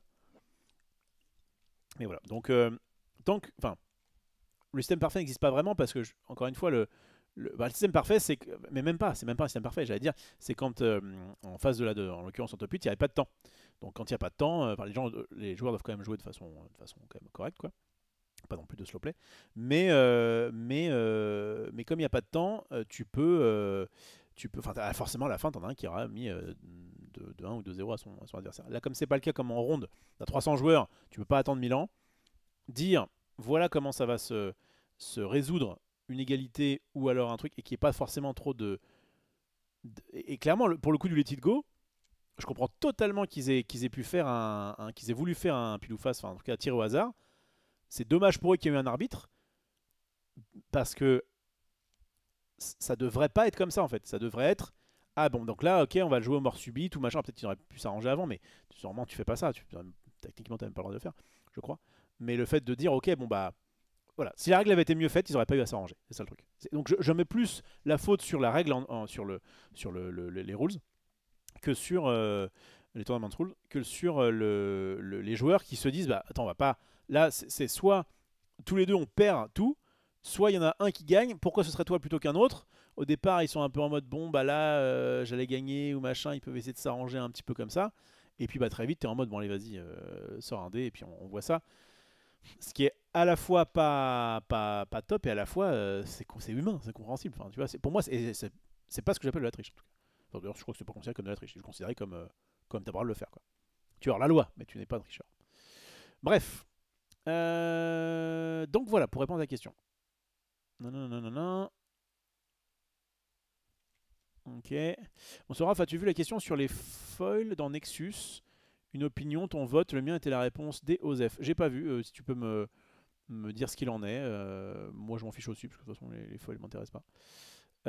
C'est vrai, mais Paul Lucette, surtout des joueurs TCG sont hyper pointilleux avec les règles et les non-règles, tout à fait. Comme merci à Gaëtan. Là, c'est encore une autre situation. En fait, dans le règlement, tu peux pas jouer ta game sur du hasard, mais pour moi, ça me choque pas, comme tu dis. C'est du 1v1, donc tu as ton libre arbitre. Si tu veux concéder, c'est ta décision. Ton adversaire n'essaye pas de t'acheter ou de faire la game sur du hasard si tu rencontres ton teammate. En top, c'est que les deux joueurs étaient ultra bons pour en arriver là grâce à leur perf d'avant. Ils peuvent se permettre, tout à fait. Salut à toi, Untap, Upkeep, Draw. Salut à Gaëtan. Moi j'attends la finale, j'apprends que mes adversaires sont mis d'accord pour savoir qui m'affrontait. Honnêtement, j'ai l'impression de me faire voler. Heureusement, je suis trop nul pour prétendre l'attendre. Au moins, c'est. En fait, souvent, les joueurs pour qui ça ne va pas, c'est pas des joueurs qui ont l'habitude d'aller de truster les. C'était le cas aussi pour être intentionnel. Il y a beaucoup de nouveaux joueurs TCG qui étaient en mode de quoi, mais c'est intolérable. Et une fois que les mecs ont l'habitude d'aller dans des hautes tables, ils font bon bah ok c'est comme ça, juste. Mais en tout cas, je suis, de manière générale, je suis pour dire que si jamais il y a un souci de comportement des joueurs, alors il peut y avoir des connards, hein, mais de manière générale, si les joueurs sont lésés sur certains trucs de règles ou quoi que ce soit, je suis d'avis pour mettre la faute, entre guillemets, à l'éditeur, enfin à celui qui crée le jeu. Et moi dans ERA, vraiment, il y a cette comment dire, on se creuse un petit peu la tête pour dire comment on fait pour gérer les égalités, comment on fait pour faire en sorte que t'es même pas envie, enfin, t'es pas envie de dire bon bah là on va un peu contourner la règle. Voilà, je pense que si t'es dans un mood de allez viens on contourne la règle parce que sinon c'est chiant, bah c'est que ta règle elle est pas bonne. Voilà, je pense. Hein. Je parle sur un TCG. Hein. Dans la loi, je sais pas trop. Je vais pas forcément faire de... Mais bref. Alors... Bon, il y a beaucoup trop de texte là. Hein. Violet rouge n'a plus Flaversham. Exactement. Il a l'air d'être posé. Voilà, vous avez compris. Violet rouge casté, je crois qu'il n'avait pas des cartes du 7-8 de mémoire. Ah oui, c'est vrai, je crois. Pokémon TCG, le ID est autorisé, donc un intentional draw, mais pas le lancer de dés, rien que proposer est passible de DQ. Oui, parce que je te dis, je crois qu'il y a ça pose un problème juridique, je crois.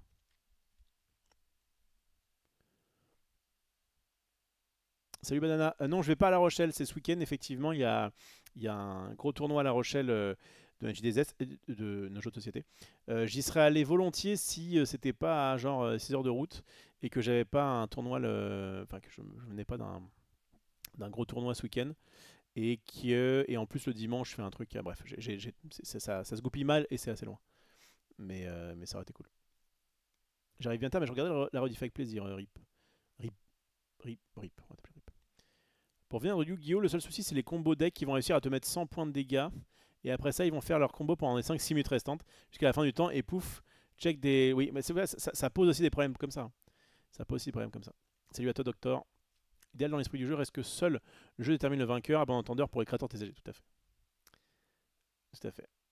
Bien,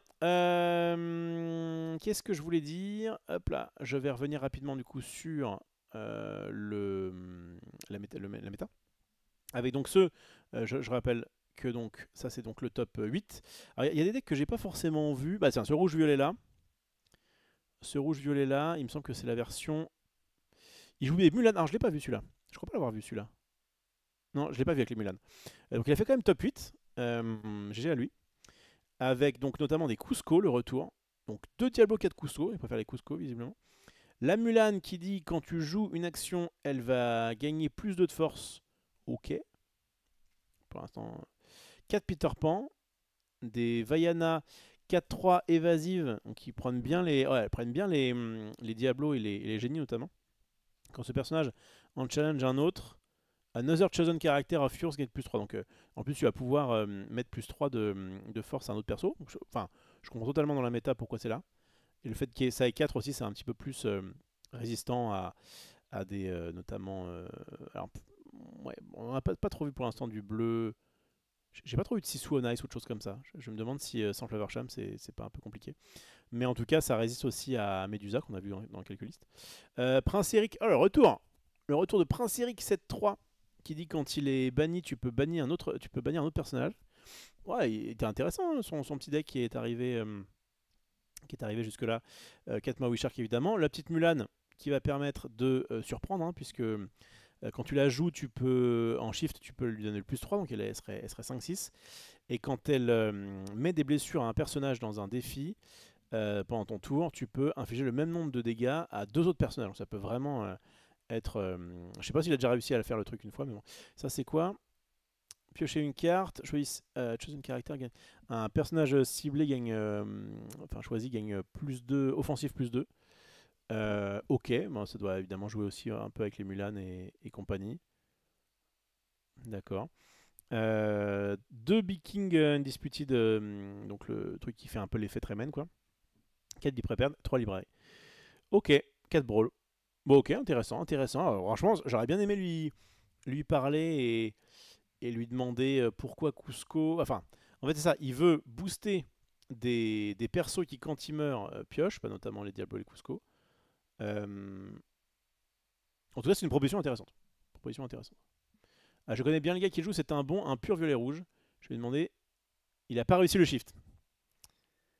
Le spell qui met plus 2 et pioche, c'est pas pour générer les illusions. Ah, bonne, effectivement. Bonne petite remarque. Alors, c'est pas que pour ça, hein, je pense que ça peut en tout cas effectivement servir de base. Mais cette carte-là, tu peux effectivement choisir un perso adverse qui a notamment Yago. Hein, c'est Yago ou éventuellement en, en, en violet gris le petit le serpent, le cobra. Mais je crois que sinon en illusion il n'y a que ça. Hein. C'est surtout pour Yago. Maintenant ça permet de base en fait si tu fais ça sur toi c'est pas nul. Enfin c'est pas nul. Ça reste quand même enfin, en vert, t'as la même chose qui coûte 1 de moins et qui donne plus 1 de force, ce qui est techniquement un peu meilleur que Challenger plus 2. En même temps, si c'est que pour ton tour, je crois que c'est vraiment la même chose. Je crois que c'est vraiment la même chose, hein. Challenger plus 1 ou alors plus 1 de force pendant ton tour, en vrai. Ah, il y a quelques trucs qui vont, mais enfin, c'est quand même très très similaire. J'ai testé sa liste vraiment bonne contre Steelsong, mais un violet rouge plus classique va avoir plus de draw. Ok. Tu connais les vidéos Staple or Stinker? J'adore ce style de quiz pour découvrir un TCG. À l'occasion, si vous trouvez un format pour le faire sur un TCG chaud. Je sais pas ce que c'est, envoie-moi ça, envoie-moi un lien par X ou par Insta. Je non plus, il n'a pas de tir du 7-8. Bah, le 7-8 enfin, on est d'accord que Violet Rouge a quand même bien mangé à l'Orcana, notamment dans les premières éditions. Et c'est vrai qu'il a pas de carte du 7-8. Ouais. Est-ce que c'est parce qu'il en a pas eu ou est-ce que c'est parce qu'il en voulait pas? J'ai l'impression que là, son deck va bien comme ça. Qu'est-ce que j'ai pas vu non plus? Celui-ci. Donc il y a eu quand même donc, les deux decks qui ont fait top 16. Alors attends, on va tout ouvrir. Voilà. Il y a eu quand même. Alors je crois qu'il y avait 4 et 4. En top 32, il y avait 4 Steelsong. Parce que ouais, là, ce qu'on voit pas dans le top 8, c'est le jaune-gris. Mais il y avait vraiment beaucoup plus de jaune-gris sur la ligne d'arrivée. Il y en avait quand même, je crois, 8 dans le top 32. Et ils sont tous fait avoir dans le top 30, enfin quasiment, en tout cas il en restait qu'un dans le top 8. Mais donc il y avait, je crois qu'il y avait 4 versions Steelsong et 4 versions aggro. Donc ça c'est intéressant. Et un truc que je voulais voir c'était, ah oui, le deck pirate. Il est où le deck pirate? Alors il s'est fait éliminer malheureusement, je crois que c'est lui. Il s'est fait éliminer en top 32, on a filmé sa game, ouais. Alors je sais pas trop ce que ça va valoir, parce que ça va être un mec qui juste a joué des cartes qu'il aimait bien et voilà, mais en tout cas il a quand même arrivé top 32 et il a fini premier à l'issue des rondes, donc c'était pas mal. Un deck un peu à l'ancienne, moi ça m'a fait plaisir parce que ça me rappelait mon deck Bucky de l'époque, avant Diablo. À savoir jouer des gros personnages floatboard pour pouvoir faire de la value. Et donc avec les 4 beasts, avec notamment des nouveaux floatboard comme ce Captain Crochet, qui aime bien les pirates. Il aime bien les pirates. 4-5 pour 5 shift 3, qui l'aura 2. Et une fois durant ton tour, quand un personnage adverse subit des dégâts, donc ça peut marcher évidemment en défiant, mais ça peut aussi marcher en faisant un petit coup de période dans l'hiver ou un petit coup de. Je sais pas s'il joue période dans l'hiver, mais oui, je crois que si. Attends, il joue quoi? Je crois qu'il joue combien de perdus et combien de. Il joue 4 perdus et 4 plus ardent que le feu des volcans. Et donc bah, ça va faire gagner à tous les pirates, dont lui, plus 2 de force et plus 2 de résiste. Donc ça peut vraiment être assez cool. La légende raconte qu'il a forcé son adversaire à jouer la ronde 9. Oui, tout à fait, c'est ce qu'on m'a dit. C'est ce qu'on m'a dit. Le jaune vert du top 32, c'est celui que vous avez casté le jour 1 ou pas du tout? Il y en a qu'un? Alors attends, te répondre. On a casté un Chernadog, mais je sais pas si c'était celui-là. C'est celui-là. Nathan, ça me dit rien. Je me souviens plus de sa liste. Je me souviens plus. C'est lui? Ok.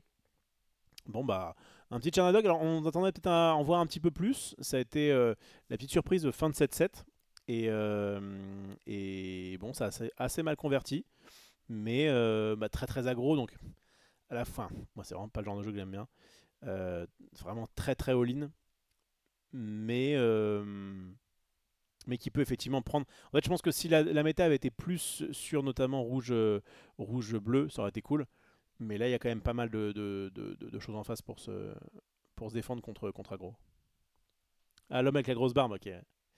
Très bien. Donc, ouais, Chernadox qui peut être intéressant. Mince. Pourquoi?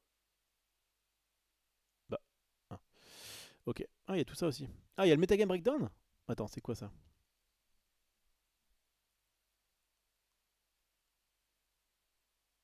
Archétype. Ah d'accord, ces archétypes, ok. Et ça c'est voilà, ça c'est les combos d'encre effectivement. Donc on a le Metagame Breakdown avec 25% comment dire, de style, enfin pas de style song forcément, donc d'Amber Steel. Il y avait quand même pas mal de, ouais, je pense que vraiment le truc qui a le plus parfait, qui a fait la meilleure conversion, c'est violet vert. Il y en avait quand même quelques-uns en départ, ouais, ok, c'est ça. C'était le deuxième ou troisième si on considère qu'il y en a eu il y a eu une division par deux de cet archétype-là.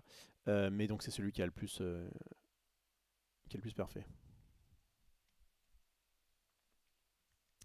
Ok, qu'est-ce que je veux vous montrer d'autre? Bah, attends, on va aller sur un autre, tournoi. Voilà, celui-ci m'intéresse. Aux US, j'imagine qu'il y a eu du gris-vert, ils aiment bien ça. Oui, il y en a eu un là. Il y en a eu un là. Qu'est-ce qu'on voit de beau? C'est assez classique hein, avec les retours de I'm Still Here. La petite cove. Il me semble que... C'est lui qui m'avait parlé de la cove ou pas? Non, je crois que c'est un autre joueur qui m'avait parlé de la cove. Qui aimerait très bien cove. Je crois que c'est le joueur de violet vert. Donc ça c'est assez classique. Il y a eu un mine, la petite truc, qui est gagné.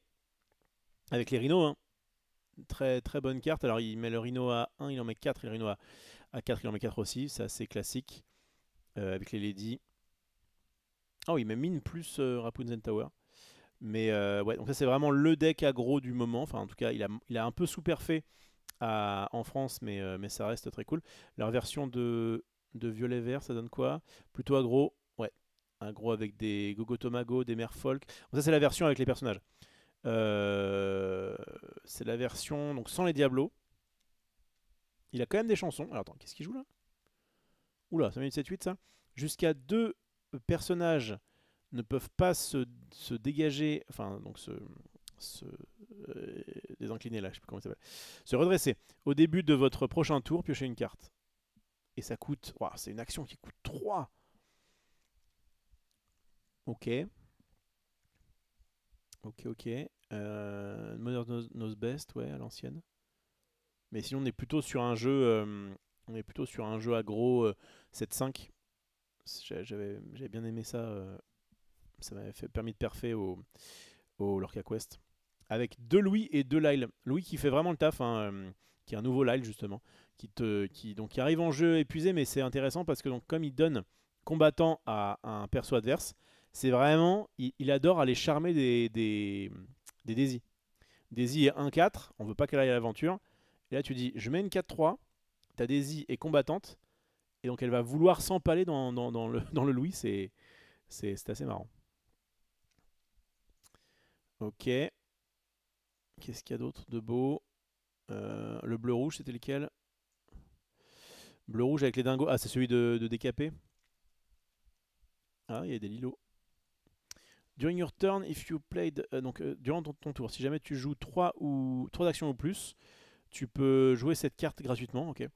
Et quand tu joues ce personnage, tu vas redresser un personnage qui ne peut pas quest. Donc c'est pas mal, mais il faut jouer plein d'actions, c'est ça. Alors qu'est-ce qu'il joue comme action? Non, c'est bug mon truc.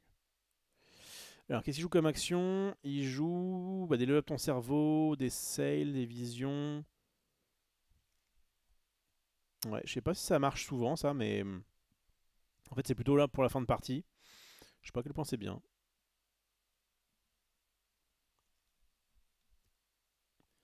Ok, ça c'est bon. Ça j'ai vu. Mince. Je vais retourner un petit peu sur les tournois. Qu'est-ce qu'on a? Donc ça c'était le 100... Non, j'ai pas fait. Ça, il y a eu un 108 joueurs en Pologne. Alors c'est quoi leur top 4? Oh, un petit gris-violet. Très classique pour l'instant. Avec des Madame Mime éléphants. Je l'ai joué, c'est très très lent. Mais somme toute relativement classique. Qui a réussi à faire top 1. GG à lui. C'est vraiment un deck très très fair. Hein. Il n'y a pas trop de dinguerie. Mais ça peut faire de la value, ça peut gérer des choses. Enfin, c'est un deck midrange que j'aime bien, mais il faut, ouais, enfin, soit il a eu de la chance, soit spiciness. Enfin bref, en tout cas, je sais pas si dans la méta actuelle, en plus on est d'accord, il y a vraiment rien du 7-8. Il y a vraiment rien du 7-8, ouais. Bon, c'est pas grave, hein, c'est pas ça qui fait que c'est un mauvais deck, mais le style song. Ouh là là, ouah, c'était quoi ce tournoi? Il y avait un bleu vert. C'est quoi, Meul, non? Avec des réponses du 7-8. 2-5 pour 5. Quand ce personnage quête. Un personnage choisi adverse ne peut pas ne peut pas aller à l'aventure pendant son tour. 2-5 évasifs pour 5. Oh, ça me paraît dégueu ça. Des basiles. Oh là là, mais qu'est-ce que c'est? Qu'est-ce qui se passe en Pologne? Quand tu joues ce personnage, tu peux choisir un personnage. Un caractère, s'il te plaît. Tu vas bouncer tout simplement.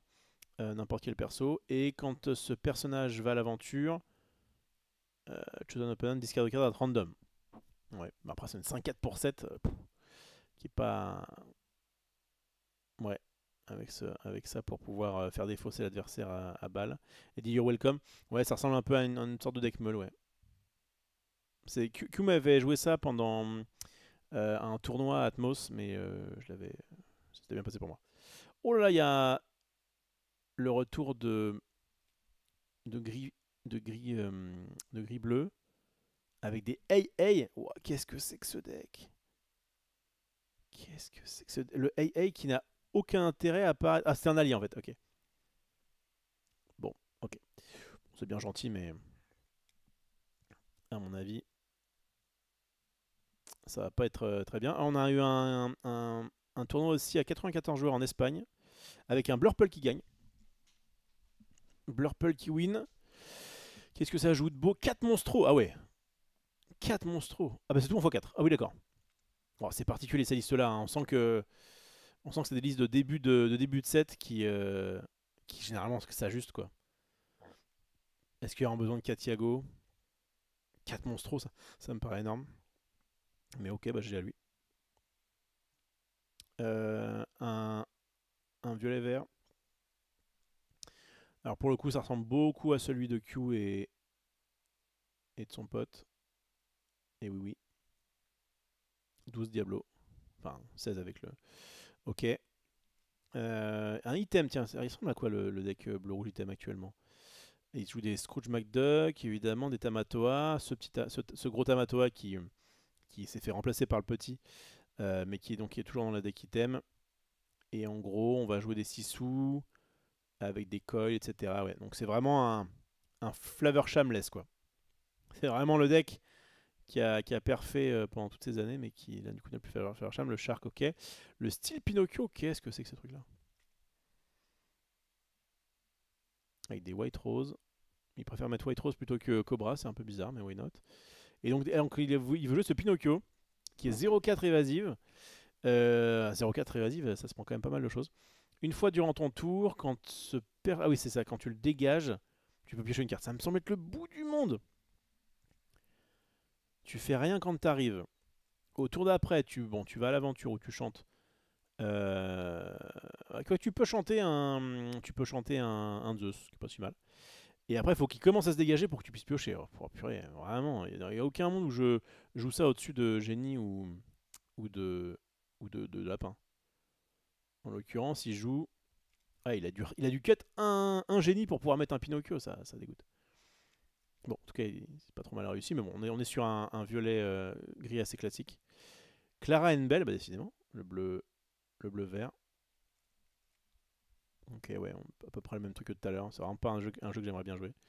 Ok, et je vais faire un petit dernier tournoi. On aura fait un petit peu le tour de cette nouvelle méta qui, quand même, on peut le dire, est assez diversifiée et permet d'avoir pas mal de decks intéressants. Ça, c'est vraiment cool.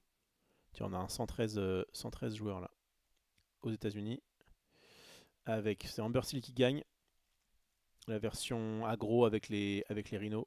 Ouais, tout en x4. Hein. Bah, le carré. Le carré de toutes les cartes, bah, ça ressemble un petit peu au deck que jouait Itsu au début du 7-7. Et qui paraît était assez sympa. Ce qui est bien en fait, si jamais vous. Enfin, moi, par exemple, si jamais Maxilan veut jouer un deck, je pense que je lui ferai un truc comme ça. Voilà, et qu'est-ce que je voulais voir d'autre? Bird, ah, ça joue des Diablos, c'est ça? Ouais. Plein de Diablos. Ok. Anna plus Kida égale amour. Oula, qu'est-ce qu'il nous a fait lui? Kida, elle dit tu l'engages, tu peux regarder les deux cartes dessus de ton deck. Tu peux en mettre une dans dans ta réserve d'encre et l'autre on the top of your deck. Ah, et tu la remets en. Ok, d'accord. Tu en mets une en encre et tu remets l'autre. Ok, c'est une sorte de nouvelle de nouvelles Gromertala. Sauf que visiblement ça va bien aller à la cana, c'est ça? Ça se shift, ouais, support, super.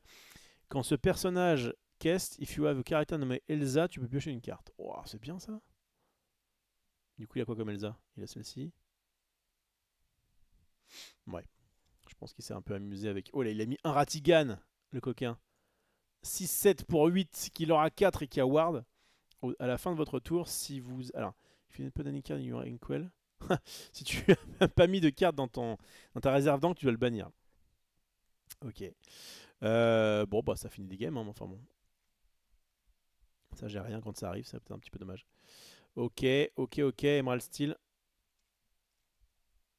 En version, ouais, la version un peu classique discard, quoi.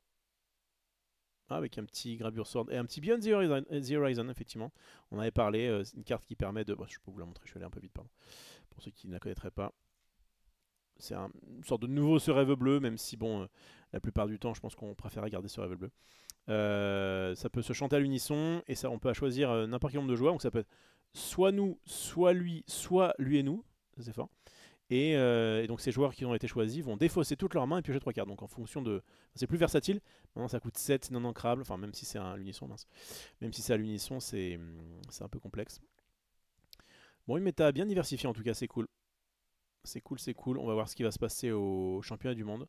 Mais ouais, je suis un peu déçu. Il devait y avoir un tournoi le 22 juin à côté de chez WAM. Je l'aurais fait volontiers. Allez, petit dernier pour la route. Le petit gris-violet qui joue des Elga Sinclair, effectivement. Le Elga Sinclair qui est pas mal pour aller chercher des Diablos notamment ou des cartes qui ont évasive. Le petit Cobra. Ouais, classique. Assez classique avec le retour de quand même de 2 Fires of Cannon. C'est vrai que c'est quand même une bonne petite carte. Franchement là, il y a plein de decks qui me plaisent. Hein. Le violet vert, le violet bleu. Bon, peut-être pas cette version là, mais voilà. Le violet gris est bien aussi. Je crois que j'aime bien les decks à base de violet. J'ai jamais été trop fan de violet rouge. Notamment parce que ça joue des soyez prêtes. Je n'ai pas envie de raser le board, j'ai envie de me battre avec des cartes. Je vais regarder quand même celui-ci. Ouais, classique. Ah, avec des 3 fiches hook le retour. Ouais, pareil, ça a pas bougé. Enfin, il joue des 6 sous, ça joue plus les flins hein, maintenant que bleu, rouge est plus aussi fort qu'avant. Mais ouais, et un petit Emerald Steel, mais alors version, pas version discard quoi. Là, c'est que des versions discard, il y a marqué. Donc ça m'intéresse moins. Je sais pas si bon est-ce que le deck pirate a bien fonctionné sur un malentendu ou est-ce que ça reste un deck qui va être solide, je ne sais pas. En tout cas, belle méta, c'était intéressant et franchement, l'Orcana reste très cool. Et alors en plus, là, on va être sur la dernière méta, on va dire, de ce Constructed, comment ça s'appelle? Core Constructed. Puisque on rappelle que donc je crois que c'est fin août, début septembre, va sortir la 9e édition de l'Orcana et qui marquera la première rotation de l'Orcana. Donc les cartes anciennes pourront toujours être jouées dans un format qui s'appellera le Infinite, je crois, ou Infinity, je sais plus. Mais par contre, le format, on va dire officiel, un peu comme un Magic où c'est le standard, et bien là, on aura une rotation, ça veut dire que toutes les cartes du set 1 à 4 vont partir. Ça va en faire des decks bien différents, bien différents. Bref. Donc c'est cool, c'est qu'on a une méta qui est intéressante, qu'on va avoir les championnats du monde fin juin. En juillet, on devrait avoir les championnats de 7. Ouais, juillet, août, quelque chose comme ça. Je pense que j'en ferai quelques-uns si j'ai l'occasion. Je verrai à ce moment-là ce que j'ai envie de jouer. Et moi, je jouerai très probablement l'Orcana en live chez Max pour le Master TCG fin juillet. Je sais pas trop encore quel format on va faire, mais vu la diversité du format, je pense que ça peut vraiment être cool de laisser juste les gens ramènent le deck qu'ils veulent et go. Et puis donc ouais, une grosse rotation qui aura lieu à la rentrée. Voilà. Et en décembre, un bel event local store sur le format Infinite. Ah oui, d'accord. Moi, j'aurai un tournoi, je vous dis, je vais faire une petite pub rapide pour ça avant de partir. Hop, dans Ludofest, je peux supprimer, c'est terminé. C'est Pokerdime. Mon prochain tournoi où je me déplacerai. Enfin, j'en ferai peut-être d'autres, mais des petits trucs locaux. Mais sinon, voilà, si ça vous intéresse, Pokerdime, c'est donc à Mulhouse. C'est pas très cher. Il y aura des tournois, notamment l'Orcana, que je casterai sur place. Et il y aura la démonstration Des rats, voilà. Bon bah écoutez, c'était cool. Euh, Format World pour le Master, on verra. On verra. Franchement, on verra parce que le format World, j'ai peur que il y ait. En fait, on va voir ce qui va se passer s'il y a des petits malins qui vont faire autre chose. Mais j'ai l'impression que, en fait, ils doivent ramener 3 decks des 6 couleurs différentes et ils vont s'en bannir un à chaque fois. Et en gros, j'ai l'impression que c'est évident qu'il faut ramener, en tout cas, alors qu'il est, un jaune gris, soit le style song, soit le mine, un bleu-rouge, même si en vrai bleu-rouge a un peu perdu sa superbe, ça reste quand même très fort. Et du coup, ça laisse attends, bleu-rouge, et du coup, ça laisse un violet-vert. Ça, violet-vert, bleu-rouge et jaune-gris. Donc, et j'ai l'impression que les autres associations sont pas ouf, mais il y en a peut-être qui vont vouloir faire le show, on va voir. Mais bon, si tout le monde ramène ça, c'est peut-être. Du coup, le mieux, c'est peut-être de dire que chacun ramène 2 decks. Deux decks, enfin, ce qu'il veut, quoi. En fait, si tu fais ça avec 2 decks uniquement et pas 3, j'ai l'impression que c'est peut-être plus sain. Bon, on verra, on y réfléchit effectivement. Je vous fais des gros bisous, je vous dis normalement à demain soir pour une petite partie de... Enfin, on fera du paquet scellé sur Final Fantasy Cross Magic sur Magic Arena. C'est quand même très pratique d'avoir des logiciels pour jouer, non, des logiciels officiels pour jouer à des jeux de cartes en live notamment. Bisous tout le monde, n'hésitez pas à me dire évidemment ce que vous pensez de ce format notamment, ce que vous avez pensé si jamais vous avez testé ERA et que vous êtes sur YouTube. Et voilà, si jamais vous avez n'importe quoi à dire, n'hésitez pas à donner votre avis. Des gros bisous tout le monde et normalement à demain soir. Ciao ciao.